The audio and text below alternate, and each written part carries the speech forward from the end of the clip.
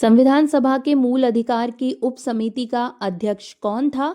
तो देखिए यहाँ पर करेक्ट ऑप्शन इसका ए हो जाएगा, जेबी कृपलानी। ये संविधान सभा के मूल अधिकार की उप समिति के अध्यक्ष थे। भारतीय संविधान सभा की मौलिक अधिकार उप समिति के अध्यक्ष जेबी कृपलानी थे। ये उप समिति मौलिक अधिकारों से जुड़े प्रस्तावों पर विचार करती थी। भारत के संविधान का निर्माता किसे कहा जाता है? तो देखिए यहाँ पर करेक्ट ऑप्शन बी हो जाएगा, डॉक्टर बी.आर. अंबेडकर को भारत के संविधान का निर्माता कहा जाता है। भारतीय संविधान के मुख्य निर्माता डॉक्टर भीमराव अंबेडकर को माना जाता है। उन्हें भारतीय संविधान का जनक भी कहा जाता है। वेस्टमिंस्टर संसदीय व्यवस्था का विकास किस देश में हुआ? तो देखिए कौन से देश में हुआ? तो सही उत्तर सी हो जाएगा, ब्रिटेन में वेस्टमिंस्टर संसदीय व्यवस्था का उद्गम हुआ है। देखिए वेस्टमिंस्टर संसदीय व्यवस्था का विकास इंग्लैंड में हुआ। इसे वेस्टमिंस्टर मॉडल भी कहा जाता है। यह संसदीय सरकार का एक प्रकार है। भारत का संविधान है, तो देखिए करेक्ट ऑप्शन यहाँ पर इसका बी हो जाएगा, अर्ध संघात्मक। भारत का संविधान अर्ध संघात्मक है। भारत के संविधान में संघीय शब्द का प्रयोग कहाँ हुआ है? तो देखिए करेक्ट ऑप्शन यहाँ पर डी हो जाएगा, संविधान में कहीं नहीं। मतलब भारतीय संविधान में संघीय शब्द का प्रयोग कहीं भी नहीं किया गया है। व्यक्ति बदल जाता है लेकिन विधि नहीं बदलती, ये सिद्धांत है। तो देखिए सिद्धांत किसका है? तो करेक्ट ऑप्शन यहाँ पर बी हो जाएगा, संवैधानिक सरकार का ये सिद्धांत है। देखिए व्यक्ति बदल जाता है लेकिन विधि नहीं बदलती, ये सिद्धांत संवैधानिक सरकार से जुड़ा है। ये सिद्धांत इस विचार पर जोर देता है कि सत्ता में रहने वाले लोग बदल सकते हैं, लेकिन संविधान में बने नियम और सिद्धांत स्थिर और अपरिवर्तित रहने चाहिए। भारत में बजट किस वायसराय के काल में लागू किया गया था? तो देखिए करेक्ट ऑप्शन यहाँ पर इसका ए हो जाएगा, लॉर्ड केनिंग के कार्यकाल के समय लागू किया गया था बजट। देखिए भारत का पहला बजट वायसराय लॉर्ड केनिंग के शासन के दौरान 7 अप्रैल 1860 को प्रस्तुत किया गया था। संविधान सभा का गठन कब किया गया? तो देखिए यहाँ पर करेक्ट ऑप्शन बी हो जाएगा, 1946 में संविधान सभा का गठन किया गया था। संविधान सभा की प्रथम बैठक की अध्यक्षता किसने की थी? तो देखिए इनमें से किसने की थी प्रथम बैठक की अध्यक्षता? तो यहाँ पर करेक्ट ऑप्शन बी हो जाएगा, डॉक्टर सच्चिदानंद सिन्हा ने संविधान सभा की प्रथम बैठक की अध्यक्षता की थी। स्थानीय सरकारों का आधार क्या है? तो देखिए यहाँ पर करेक्ट ऑप्शन सी हो जाएगा, लोकतंत्र।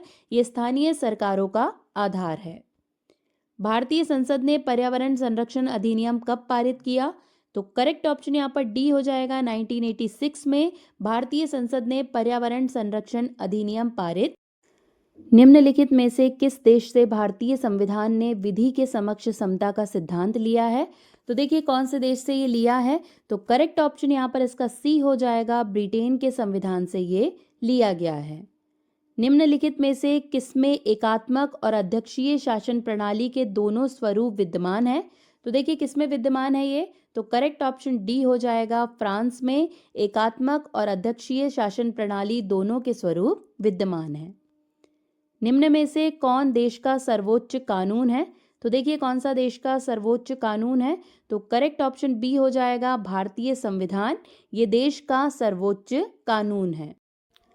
केंद्रीय विधानमंडल का प्रथम अध्यक्ष कौन था? तो देखिए इनमें से कौन था केंद्रीय विधानमंडल का प्रथम अध्यक्ष? तो करेक्ट ऑप्शन यहाँ पर सी हो जाएगा, विट्ठल भाई पटेल। ये केंद्रीय विधानमंडल के प्रथम अध्यक्ष थे। देखिए केंद्रीय विधानसभा के पहले निर्वाचित अध्यक्ष विट्ठल भाई पटेल थे। वे स्वराज पार्टी के सह संस्थापक थे और सरदार वल्लभ भाई पटेल के बड़े भाई थे। भारत की संविधान सभा को किस योजना के द्वारा गठित किया गया था? तो देखिए कौन सी योजना के द्वारा गठित किया गया था? तो डी करेक्ट हो जाएगा, कैबिनेट मिशन के द्वारा इसे गठित किया गया था। संविधान सभा का अध्यक्ष कौन था? तो देखिए यहाँ पर करेक्ट ऑप्शन बी हो जाएगा, डॉक्टर राजेंद्र प्रसाद। ये संविधान सभा के स्थायी अध्यक्ष थे। यह है दुनिया के सबसे अमीर बिजनेसमैन की इकलौती जीने की आदत थी। उसके घर का बी हो जाएगा, डॉक्टर राजेंद्र प्रसाद। ये संविधान सभा के स्थायी अध्यक्ष थे। कैबिनेट प्रणाली में सरकार का महत्वपूर्ण लक्षण क्या है? तो देखिए करेक्ट ऑप्शन बी हो जाएगा, सामूहिक उत्तरदायित्व। ये कैबिनेट प्रणाली में सरकार का महत्वपूर्ण लक्षण है। शासन की एकात्मक पद्धति का लाभ है? तो देखिए करेक्ट ऑप्शन यहाँ पर बी हो जाएगा, दृढ़ राज्य ये शासन की एकात्मक पद्धति का लाभ है। कैबिनेट प्रणाली और सामूहिक उत्तरदायित्व में किसका योगदान है? तो देखिए करेक्ट ऑप्शन डी हो जाएगा, इसमें ब्रिटेन का योगदान है। निम्नलिखित में से किस देश का सबसे बड़ा लिखित संविधान है? तो देखिए कौन से देश का है? तो करेक्ट ऑप्शन डी हो जाएगा, हमारे प्यारे भारत का सबसे बड़ा लिखित संविधान है। भारतीय संविधान को कब अंगीकृत किया गया? तो देखिए कौन सी डेट को अंगीकृत किया गया है? तो यहाँ पर करेक्ट ऑप्शन सी हो जाएगा, 26 नवंबर 1949 को भारतीय संविधान को अंगीकृत किया गया है। भारत में संविधान दिवस कब मनाया जाता है? तो देखिए डी सही हो जाएगा, 26 नवंबर को भारत में संविधान दिवस के रूप में मनाया जाता है। निम्नलिखित में से कौन भारतीय संविधान की प्रारूप समिति के सदस्य नहीं थे? तो देखिए कौन नहीं थे इनमें से? तो देखिए जो डी ऑप्शन है राजेंद्र प्रसाद, ये प्रारूप समिति के सदस्य नहीं थे। निम्नलिखित में से कौन अध्यक्षीय शासन की विशेषता है? तो देखिए क्या है? तो करेक्ट ऑप्शन डी हो जाएगा, उपयुक्त सभी, मतलब लोगों की स्वतंत्रता का संरक्षण करना, नीतियों को शीघ्र लागू करना, सरकार का स्थायित्व, ये सभी अध्यक्षीय शासन की विशेषता है, मतलब डी ऑप्शन यहाँ पर एकदम करेक्ट है। भारतीय संविधान में संविधान संशोधन करने की प्रक्रिया को कहाँ से लिया गया है? तो देखिए यहाँ पर करेक्ट ऑप्शन सी हो जाएगा, इसे दक्षिण अफ्रीका के संविधान से लिया गया है। निम्नलिखित में से कौन सी भारतीय संविधान की एक विशेषता नहीं है? तो देखिए कौन सी नहीं है? तो करेक्ट ऑप्शन सी हो जाएगा, अध्यक्षीय सरकार, ये भारतीय संविधान की एक विशेषता नहीं है। अध्यक्षात्मक सरकार के काम करने का सिद्धांत है, तो देखिए क्या सिद्धांत है? तो करेक्ट ऑप्शन यहाँ पर डी हो जाएगा, शक्तियों का पृथक्करण। भारत के राष्ट्रपति पर महाभियोग लगाने की प्रक्रिया कहाँ के संविधान से ली गई है?